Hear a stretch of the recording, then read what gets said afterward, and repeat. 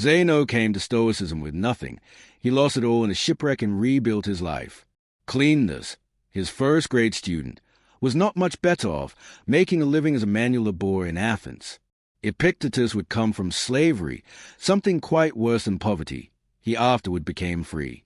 Thomas Wentworth Higginson would write in his 1865 translation of Epictetus that he lived very frugally at Rome, teaching philosophy. Simplicius says that the whole furniture of his house consisted of a bed, a cooking vessel, and an earthen lamp, and Lucian ridicules a man who bought the latter after his death and hoped to become a philosopher by using it. It was this tradition, ironically, that would so prepare Marcus Aurelius for a life in an imperial palace.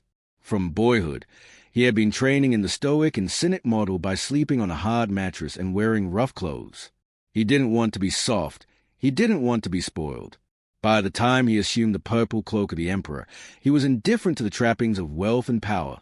He could enjoy them without needing them or feeling entitled to them.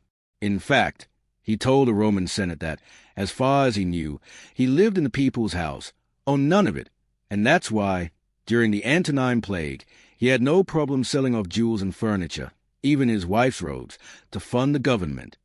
Very little is needed to make a happy life. Marcus Aurelius would write in asterisk meditation style, "It is all within yourself, in your way of thinking."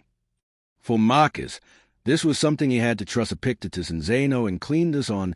He never had to experience poverty and loss like they did. But he faced his own challenges.